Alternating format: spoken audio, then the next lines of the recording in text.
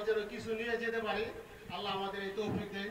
হযরতকে তার মূল্যবান বক্তব্য দেওয়ার জন্য অনুরোধ করছি। মুসামা ভাই, আমি পাশে এক জায়গায় দাঁড়িয়ে দাঁড়িয়ে ওয়াজ শুনতেছিলাম। মুসামা ভাইয়ের ইসলামী আইন এবং মানব রচিত আইন, এই দুইটার মধ্যে খুব সুন্দর পার্থক্য তুলে ধরছিলেন। সবল ক্ষমতার মালিক আল্লাহকে মানার কি উপকারিতা আর জনগণকে মানার কি ক্ষতি, এই বিষয়ে গুরুত্বপূর্ণ আলোচনা করছিলেন। প্রায় আধা ঘন্টা ভাইয়ের আলোচনা শুনতেছিলাম পাশে কোথাও এক জায়গায় দাঁড়িয়ে দাঁড়িয়ে। আল্লাহ তাআলা তার হায়াতে বরকত দান করেন।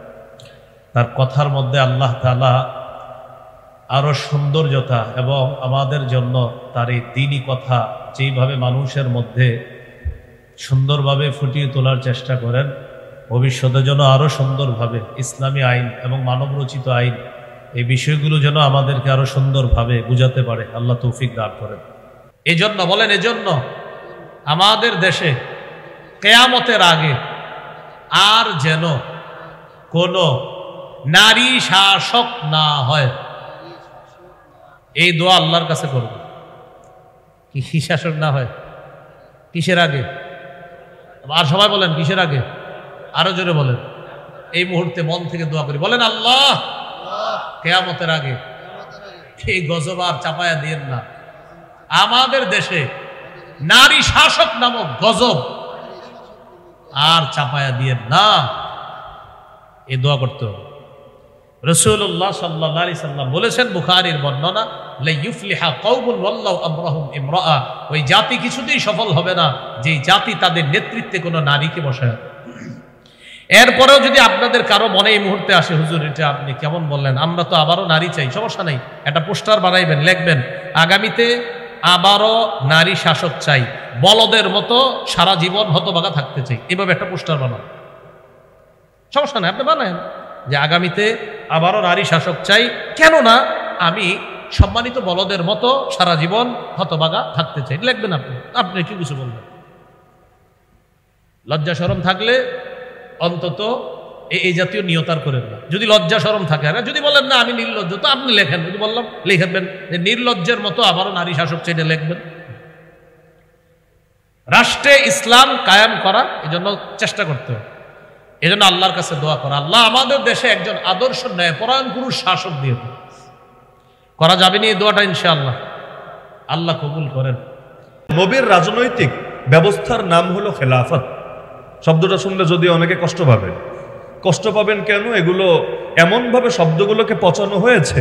ওই যে হাসান জামি হাফিজাহুল্লাহ বয়ান করছিলেন না, জিহাদ শব্দ শুনলেই অনেকের ঝামেলা হয়, নামাজ মানতে রাজি, জিহাদ মানতে রাজি না। একইভাবে বহুত মানুষ এমন আছে যে ব্যক্তিগত আমল মানতে রাজি, কিন্তু ইসলামের একটা বিধান যে খেলাফত, এটা মানতে রাজি না। আল্লাহ মাফ করুক। নবীর রাজনৈতিক পদ্ধতির নাম কি? খেলাফত মানে হলো প্রতিনিধিত্ব। কার প্রতিনিধিত্ব? জমিনের মধ্যে নবীরা হন সরাসরি আল্লাহর প্রতিনিধি, আর নবীর পরে যারা এসে নবীর আদর্শ অনুসারে দেশ চালায় তাদেরকে বলা হয় নবীর প্রতিনিধি। এজন্য আবু বকর রাদিয়াল্লাহু আনহুকে এসে এক লোক বলল, ইয়া খলিফাতাল্লাহ আনতা খলিফাতুল্লাহ, তাকে বলল যে আপনি আল্লাহর খলিফা। তিনি বললেন, লা বাল আনা খলিফাতু রাসূলিল্লাহ। আরে পাগল, আমি ডাইরেক্ট আল্লাহর খলিফা না, আমি আল্লাহর রাসূলের খলিফা। আল্লাহর খলিফা ডাইরেক্ট নবীরা, কারণ আল্লাহ ওহীর মাধ্যমে তাদেরকে গাইড করেন, কিন্তু নবীর পরে কারো কাছে ওহী আসবে না, আল্লাহ ডাইরেক্ট কাউকে গাইড করবে না, বরং নবীদের ভায়া হয়ে আল্লাহ তাদেরকে চূড়ান্ত গন্তব্যে পৌঁছাবেন। তাহলে এখন খেলাফত বলতে আমরা কি বুঝি? খেলাফত বলতে এটাই বুঝি, নবীজি যেভাবে রাজনীতি করেছেন, দেশ পরিচালনা করেছেন, সেভাবেই রাজনীতি করা, দেশ পরিচালনা করা। এটাকে ইসলামের ভাষায় কি বলে? আরে কি বলে? খেলাফত। আপনি এখন জাতিকে জিজ্ঞাসা করেন, ভাই বলো তো, গণতন্ত্র উত্তম না খেলাফত উত্তম? সমাজতন্ত্র উত্তম না খেলাফত উত্তম? রাজতন্ত্র উত্তম না খেলাফত উত্তম? অধিকাংশ মানুষ দেখবেন একটু চিন্তায় পড়ে গেছে, অন্তত বলবে, হুজুর গণতন্ত্রই তো মনে হয় উত্তম খেলাফতের চাইতে। কেগুলো বলে না কেন? কারণ তার সামনে ওই নমুনাগুলো আছে। সে ভেবেছে ইউরোপ আমেরিকা উন্নত হয়েছে গণতন্ত্র মেনে, আমরা যদি খেলাফত মানি আমরা কি উন্নত হতে পারবো এই আধুনিক যুগে এসে? অথচ সেও বলে নবীর আদর্শ নাকি সবচাইতে ভালো, নবীর ভেতরের প্রতিটা গুণ নাকি সবচাইতে পারফেক্ট। তো নবীর আদর্শ যদি সবচাইতে ভালো হয়, তাহলে কেউ যদি নবীরটারে ছোট মনে করে অন্যটারে বড় মনে করে, ইমান ঠিক থাকবে? আরে ইমান ঠিক থাকবে? এজন্য ঈমান ভঙ্গের একটা কারণ হলো নবীর আনিত কোনো আদর্শ থেকে মুখ ফিরিয়ে নেওয়া এবং ভিন্ন কোনো আদর্শকে নবীর আদর্শের চাইতে উত্তম মনে করা। যেমন ধরেন ইবলিস কিন্তু বেশি খারাপ কিছু করে নাই। ইবলিস জীবনে দুর্নীতি করে নাই, 900 ভোট করে নাই, চুরি ডাকাতি করে নাই, ধর্ষণ করে নাই, খুন করে নাই, জুলুম করে নাই, এগুলো কিচ্ছু করে নাই। ইবলিস খালি একটা কাজ করেছে, জীবনে একদিন একটা মাত্র সেজদা দিতে অস্বীকৃতি জানিয়েছে। তাও এটা বলে নাই যে আমি সেজদা দিতেই রাজি না, সেজদা আল্লাহ আপনাকে দিব, এতে আমার সমস্যা নাই, কিন্তু আদম আলাইহিস সালামের সামনে যে আমার ছোট হতে বলছেন এইটা খালি আমি পারবো না, মানে মূল সেজদাকে অস্বীকার করে নাই। এটা বলে নাই যে সেজদাই আমি অস্বীকার করলাম, খালি বলল একদিন এই বিশেষ পদ্ধতির যে সেজদা আপনি বললেন আল্লাহ আমি এটারে শুধু অস্বীকার করলাম, এতটুকুই তো কথা। আল্লাহ জানিয়ে দিলেন ইবলিস শোন, তুই কাফের হয়ে গেছিস, শুধু তাই না কিয়ামত পর্যন্ত তোর উপরে আমার লানত থাকবে, শুধু তাই না তুইও জাহান্নামে যাবি আর তোর যত অনুসারী আছে ওরা সবাই জাহান্নামে যাবে, এইটাই আমার ফয়সালা। এই ফয়সালা হাসরের ময়দানে করা লাগবে না, এখনই করে দিলাম, লাআমলাআন্না জাহান্নামা মিনকা মিম্মান তাবিআকা মিনহুম আজমাইন। তো এতগুলো শাস্তি আসলো তার কাঁধে। অপরাধ কি? অপরাধ খালি একটা, আল্লাহর একদিনের একটা মাত্র বিধান মানতে অস্বীকার করেছে। আবা ওয়াস্তাকবারা ওয়া কানা মিনাল কাফিরিন। আল্লাহ বলেন কোরআনের মধ্যে সে অস্বীকার করলো, অহংকার দেখালো এবং এর মাধ্যমে সে কাফেরদের অন্তর্ভুক্ত হয়ে গেল। তো কাফের হতে চাইলে ইসলামে সব অস্বীকার করা লাগে নাকি যে কোনো একটা অস্বীকার করলেও চলে? কথা বুঝেন, ইসলামে সব অস্বীকার করা লাগে নাকি একটা অস্বীকার করলে চলে? যেমন মরার জন্য কিন্তু সব যাওয়া লাগে না, যে চোখগুলো বের হয়ে আসবে, কান হয়ে যাবে, হাত উড়ে উড়ে আসমানে চলে যাবে, পেটের ভেতর থেকে নারী বুড়ি বের হয়ে সব একেবারে সিদরাতুল মুনতাহার উদ্দেশ্যে সফর শুরু করবে, কিচ্ছু লাগবে না, সব ঠিক থাকবে, খালি ভেতর থেকে প্রাণ বায়ুটা বের হবে, আপনি আর জিন্দা নাই, আপনি মুর্দায় পরিণত হয়ে গেছেন।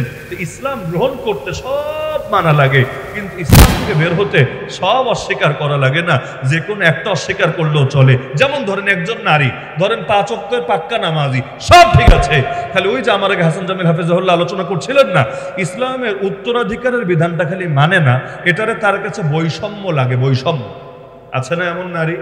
অথবা এইটাও মানে, কিন্তু ইসলাম যে পুরুষকে শর্ত সাপেক্ষে একাধিক বিয়ের অনুমোদন দিয়েছে, এইটা তার কাছে বৈষম্য লাগে। কেন? বললে নারী পিছায় থাকবে কেন, নারীও চেষ্টা করবে, বলে না এই টাইপের কথা, বলে না? এক শ্রেণীর নারীবাদীরা বলে যে করলে সবাই করবে আর না করলে কেউ করবে না, হয়তো পুরুষও 1 বিয়া করবে, না হলে নারীরাও নাকি 4 বিয়া করার সুযোগ দিতে হবে। আজিব ফাইজলামি, আজিব কথা। এমনকি পর্দার কথা যদি আপনি বলেন, তুমি হিজাব পরবা, নেকাব করবা, নিজের সৌন্দর্য আড়াল করবা, তখন বলবে তাহলে তোমরা কেন পর্দা করো না, আল্লাহ তাআলা তোমাদেরকে কেন পর্দা করতে দিলেন না? ইসলামের বিধান তুলে ধরলে অনেকে, বাকি দেখা যায় সব মানতে রাজি, হজেও যায়, ওমরায়ও যায়, কিন্তু এই এক লাইনে চুলকানি, তাহলে কি ঈমান আছে না গেছে?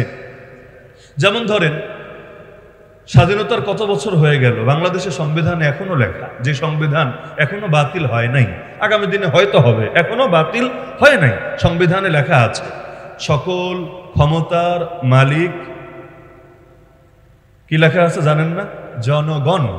সকল ক্ষমতার মালিক জনগণ। হ্যাঁ, এটা ক্লিয়ার করে দিই, এই ক্ষমতা মানে জনগণ সূর্য উঠায়, জনগণ চাঁদ উঠায়, জনগণ আসমান জমিন বানায়, এইটা না, এইটা ওরাও মিন করে নাই, ওরাও বুঝায় নাই। তবে যেইটা বুঝিয়েছে, অর্থাৎ এই দেশের মধ্যে কি চলবে কি চলবে না, কোনটা নৈতিক কোনটা অনৈতিক, কোনটা লিগ্যাল কোনটা ইলিগ্যাল, কোনটা বৈধ কোনটা অবৈধ, এগুলো নাকি জনগণই ঠিক করার অথরিটি, তারাই ঠিক করতে পারবে স্বাধীনভাবে। যেমন আমি উদাহরণ দিই, বেশখানা আল্লাহ এটাকে হালাল করেছে না হারাম করেছে? কারো কোনো ইখতিলাফ আছে? ইখতিলাফের সুযোগই তো নাই। আপনি যেই মাযহাবের হন, যেই মাসলাকের হন, যেই ঘরানার হন, যেই সার্কেলের হন, আপনাকে মানতেই হবে বেশখানা মানে হারাম। এটাকে ইসলামাইজেশন করার, এটাকে হালাল বানানোর কোন ধরনের কোন সুযোগ ইসলামের মধ্যে নাই। তাহলে বেশখানা যদি হারাম হয়, আর বাংলাদেশে তো বেশখানা আছে, লাইসেন্স নিয়েই চলে, তাহলে বাংলাদেশের মধ্যে এগুলোকে হালাল করলো কে? আইনি ভাবে হালাল করলো কে? বৈধ করলো কে? ইসলাম তো বৈধ করে নাই, ইসলাম তো এগুলোকে অবৈধ করেছে। যারা যাবে বেশখানায় গিয়ে আকাজ করবে আর যারা সেখানে সার্ভিস দিবে, ইসলাম তো উভয়ের ব্যাপারে কঠোরতার বিধান দিয়েছে। মাথায় রাখবেন, ইসলাম খালি ধর্ষণের বিরুদ্ধে না, ইসলাম ধর্ষণেরও বিরুদ্ধে, জিনারও বিরুদ্ধে। আজকালকার সরকারগুলো ধর্ষণের বিরুদ্ধে বলে, আবার জিনাকে নিজেরাই প্রমোট করে, কোটি কোটি টাকা খরচ করে। এই যে সংস্কৃতি সংস্কৃতি সারাদিন যে সংস্কৃতি সংস্কৃতি করে, ওরা কোন সংস্কৃতির দালালি করে? নবীর সংস্কৃতির তো দালালি করে না, ওরা তো আল্লাহর সংস্কৃতির পক্ষে কোনো কাজ করে না, বরঞ্চ সেই নষ্টামের সংস্কৃতি, ভ্রষ্টামের সংস্কৃতি, অশ্লীলতার সংস্কৃতি, এগুলোর পক্ষেতেই তো প্রচারণা চালায়। এই যে জিনাকে কিভাবে প্রমোট দেয়, নাটকেও জিনার উস্কানি, সিনেমায়ও জিনার উস্কানি, গল্প, উপন্যাস, কবিতা, সাহিত্য যা বলবেন, এমনকি একটা বিজ্ঞাপন দিলেও তাতেও প্রেমের উস্কানি। কোন প্রেম? হারাম প্রেম। হালাল প্রেম তো আছে, মানে বিয়ের পরে যেই প্রেম, এটা না, কাছে আসার গল্প শোনাবে। আরো কত কত ভাবে নারী পুরুষের মধ্যে এই যে এক আজীব রসলীলার পথ তারা খুলে দিচ্ছে। অথচ ইসলাম কি শুধু ধর্ষণকে অনুৎসাহিত করেছে, জিনারে অনুৎসাহিত করেছে? জিনার দরজা খোলা থাকলে ধর্ষণ হবেই হবে, কোনো মিস নাই। ধর্ষণ মানে কি? একজন রাজি আর একজন রাজি নাই তো। আর জিনা মানে কি?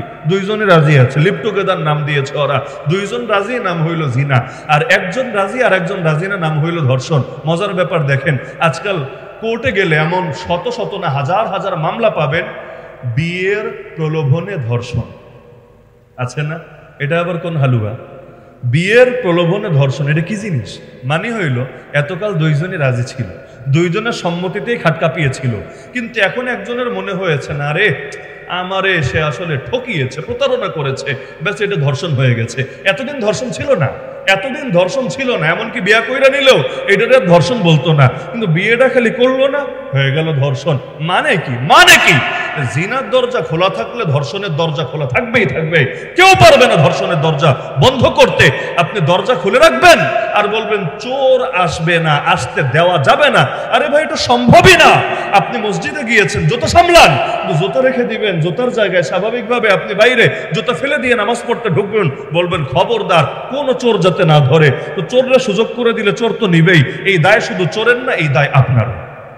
তাহলে দেখা যাচ্ছে এই যে বেশ্যাখানাগুলো গড়ে উঠেছে, আল্লাহ কি এগুলোকে হালাল করেছে? যে বেশ্যাখানাগুলোতে বেশ্যাবৃত্তি তো চলেই, মদ চলে, মাদকের আখড়া, জুয়া চলে, জুয়ার আখড়া, আরো কত আকাম কুকাম যে চলে, এগুলো এখানে বসে কল্পনা করতে পারবেন না। তা আল্লাহ যা হারাম করেছেন সেটা তো চিরকাল হারামই থাকবে। আরে কোনো হুজুরেরও ক্ষমতা নাই, কোনো হুজুরের ক্ষমতা নাই আল্লাহর হারামকে হালাল বলে ফতোয়া দিবে, আছে নাকি? ইহুদি খ্রিস্টানরা গোমরা হয়েছে কেন? আল্লাহর অনেক হারামকে হালাল বানিয়ে দিয়েছে, হালালকে হারাম বানিয়ে দিয়েছে। এজন্য নবীজি সাল্লাল্লাহু আলাইহি ওয়াসাল্লামের কাছে এক নারীর ব্যাপারে সুপারিশ করতে এসেছিলেন উসামা বিন যায়েদ রাদিয়াল্লাহু আনহু, যে হুজুর তারে হাতটা কাইটেন না, কারণ সে ভালো নারী, সম্ভ্রান্ত নারী, মাখজুমি গোত্রের নারী, আবেগের বসে চুরিটা করে ফেলেছে, অন্য কোনো সাজা দেন, কিন্তু হাত কাইটেন না, না হলে ওর মুখেও চুনকালি লাগবে, পুরো বংশের জন্য এটা একটা স্থায়ী কলঙ্ক হয়ে থাকবে। নবীজি রাগান্বিত হয়ে বললেন, আরে আল্লাহর হদের ব্যাপারে তোমরা সুপারিশ করতে এসেছো? মুহাম্মাদের কন্যা ফাতেমা যদি চুরি করত, আমি নিজে গিয়ে তার হাত কেটে দিয়ে আসতাম, কারণ অতীতের দলগুলো, অতীতের জাতিগুলো ধ্বংসই হয়েছে এ কারণে তাদের মধ্যে যখন সম্ভ্রান্ত ব্যক্তিরা চুরি করত তারা হাত কাটতো না, আর যখন সাধারণ লোকেরা চুরি করত তারা হাত আর রাখতো না। এই যে তারা বৈষম্য করেছে, এজন্য তাদের উপর আল্লাহর গজব চলে এসেছে। তাহলে দেখা যাচ্ছে বেশ্যাখানাগুলো হালাল না হারাম? আরে বলেন না হালাল না হারাম? তাহলে বাংলাদেশে হালাল করলো কে? করলো কিভাবে? করেছে তো এই যে সকল ক্ষমতার মালিক আল্লাহর পরিবর্তে জনগণ হয়ে গেছে এভাবেই। এমনকি মজার বিষয় হলো, এতকাল পর এসে আমরা স্বপ্ন দেখেছিলাম, আমরা না আপনারাও স্বপ্ন দেখেছিলেন, আমরা এমন এক বাংলাদেশ পাবো যে বাংলাদেশে নিজের পেটের ক্ষুধা দূর করার জন্য, দুবেলার আহার জোগানোর জন্য কোনো নারীকে নিজের দেহ বিক্রি করে খেতে হবে। যে বাংলাদেশে এই বেহানা নামক আস্ত জিন্দানখানা, আস্ত নরকের টুকরা, কারণ এগুলোতে যে নারীরা আছে একজনও ভালো নেই, একজনও ভালো নেই। মাঝে মাঝে এগুলো সাক্ষাৎকার নেয়, আন্তর্জাতিক মিডিয়াও নেয়, দেশি মিডিয়াও নেয়। বড় একটা অংশ তো এমন যাদেরকে কিডন্যাপ করে নিয়ে পাচার করে দেওয়া হয়েছে, কিছু এমন গিয়েছিল একবার ভুল বুঝে, কিন্তু এখন বের হতে চেয়েও আর পারছে না বের হতে, আর সমাজও তাকে গ্রহণ করবে না, জানাজাও হয় না, কোনো কিছুই হয় না, পুরো সমাজ থেকে দূরে সরে গেছে। এখন বের হতে চেয়েও আর উপায় নাই, এখানেই তার জীবন কাটছে। দরকার ছিল এমন এক বাংলাদেশ দেখব যেখানে এই সবগুলো শয়তানের জায়গাকে ঘুরিয়ে দিয়ে এদের জন্য প্রয়োজনে ভিন্ন কর্মসংস্থানের ব্যবস্থা করবে, সমাজ থেকে এই সমস্ত শয়তানিগুলো দূর করবে, আর যাতে কোনো নারীকে এই পথ বেছে নিতে না হয় রাষ্ট্র এর জন্য ফিকির করবে। এগুলো না হয়ে হলো কি, এখন নারী বিষয়ক কমিশন, সংস্কার কমিশন, মাশাআল্লাহ সংস্কার কমিশন। সংস্কার শব্দ শুনলে তো অনেকে পুরো কাইট, মানে শুনলেই মনে হয় কি জানি মধু মধু। কিন্তু দেখা গেল নারী বিষয়ক সংস্কার কমিশন সরকারের কাছে প্রস্তাব দিল যৌনকর্মী এবং গৃহকর্মী, বাহ কার লগে যে কারে মিলায়, গৃহকর্মী এবং যৌনকর্মীকে শ্রমিক হিসাবে স্বীকৃতি দেওয়া হোক। সুবহানাল্লাহ বলবেন না নাউজুবিল্লাহ? তাও যে শ্রমিক হিসাবে কি জন্য বলতে চায় মাথায় ধরে না। যদি বলতো ব্যবসায়ী হিসাবে স্বীকৃতি দেওয়া হোক, তাও অন্তত মাথায় একটু ধরতো যে ব্যবসায়ী হিসাবে স্বীকৃতি দিচ্ছে।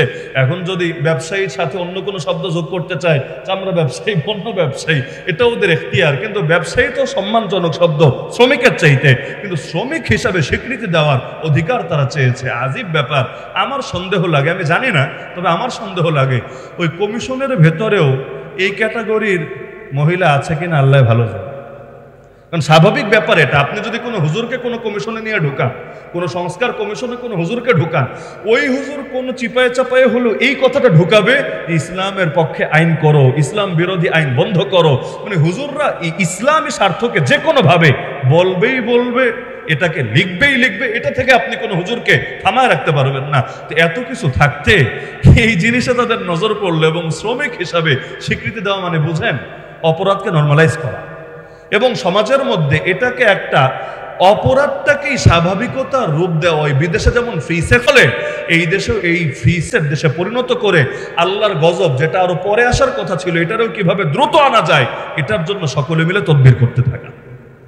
অনেকের মাথায় শয়তানি বুদ্ধি কিলিবিলি করে কিভাবে আল্লাহর গজব দ্রুত আনা যায়। যেমন হাদিসে আছে না, কোনো ঘরে যদি ছবি থাকে অথবা কুকুর থাকে ঘরের ভেতরে, ওই ঘরে ফেরেশতা আসে না। কোন ফেরেশতা? এখন ফেরেশতা আসে না বললে তো আবার জটিলতা আছে। গজবের ফেরেশতা আসবে, মৃত্যুর ফেরেশতা আসবে, রহমতের ফেরেশতা আসবে না। ক্লিয়ার করা লাগে এজন্য এক হিন্দু ভদ্রলোক কাসিমুল উলুম ওয়াল খায়রাত কাসেম নানুতুবি রাহমাতুল্লাহি আলাইহি দারুল দেওবন্দের প্রতিষ্ঠাতা মুতামিম, তার কাছে গেল। হাতের মধ্যে একটা কুকুর, মানে কুকুরের গলায় রশি লাগানো, সেই রশিটা হলো তার হাতের ভেতরে ধরে নিয়ে এসেছে। এসে বলল, হুজুর আপনাদের নবী নাকি একটা হাদিসে বলেছে যে যেই ঘরে কুত্তা থাকে আর ছবি থাকে ওই ঘরে ফেরেশতা আসে না। তা আমার ঘরে তো ছবি, ভাস্কর্য, মূর্তি সবই আছে, সব আইটেমই আছে, আর বাইরে গেলেও কুত্তা সঙ্গে সঙ্গে নিয়ে যায়। এই দেখেন এখনো আমার সাথে কুত্তা আছে। কেন জানেন? আজরাইলও তো একটা ফেরেশতা, তো না পারবে আজরাইল আমার ঘরে ঢুকতে, না পারবে বাইরে আমার কাছে আসতে, অ্যাক্সেসই তো নাই, ভিসাই তো পাবে না আজরাইল, কারণ এখানে তো রেস্ট্রিকশন দেওয়া আছে, এই জায়গায় ফেরেশতা আসতে পারবে না। তো সুতরাং আমি মরবো না, আমি চির অমর হয়ে থাকবো। আর যদি তারপরও মরি, বোঝা যাবে আপনাদের ইসলামে ভুল আছে। আর যদি চিরকাল বাঁচি, লাভে লাভ, আমার তো পুরোটাই প্রফিট হচ্ছে, আমার লস বলতে এখানে কিছু নাই। কাসেম নানুতুবি রাহমাতুল্লাহি আলাইহি ওরে কাউন্টার দিলেন, ও যুক্তি দিয়েছে, তিনি যুক্তি দিয়ে বুঝাইয়া দিলেন। তিনি বলেন, আচ্ছা বলো তো, তোমাদের এলাকায় কি কুত্তা কখনো মরে না? বললো, হুজুর কুত্তা তো মরে। বললো, কিভাবে মরে? কিভাবে মরে বলতে কেউ না কেউ তো জান অবশ্যই কবজ করে। তিনি বললেন, ব্যাস জবাব সিম্পল, কুত্তার জান কবজের জন্য যারা নিয়োজিত তারা এসে তোমার জানটাও কবজ করে নিয়ে যাবে। ভালো মানুষের জান কবজের দায়িত্বে যায় ফেরেশতারা নিয়োজিত, তারা তোমার ধারে কাছে আসবে না, কারণ তাদের আসার পথ বন্ধ। তো সুতরাং কুত্তার দায়িত্বে নিয়োজিত যারা আছে তাদেরকে রিসিভ করার জন্য তুমি মানসিকভাবে প্রস্তুত থাকবে। সহজ বিষয়। তো এখন দেখা গেল যে ঘরের মধ্যে ছবি থাকলে ঘরে ফেরেশতা আসে না।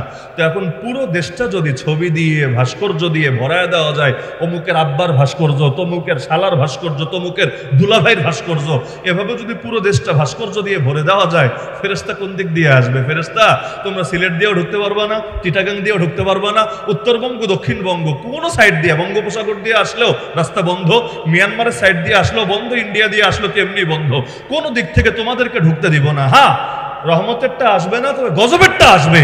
গজব কিভাবে তাড়াতাড়ি আনা যায় এর জন্য অনেকের ভেতরে চুলকাতে থাকে। তো এখন দেখা যাচ্ছে সকল ক্ষমতার মালিক জনগণ, এই বাক্য যতদিন পর্যন্ত সংবিধানে থাকবে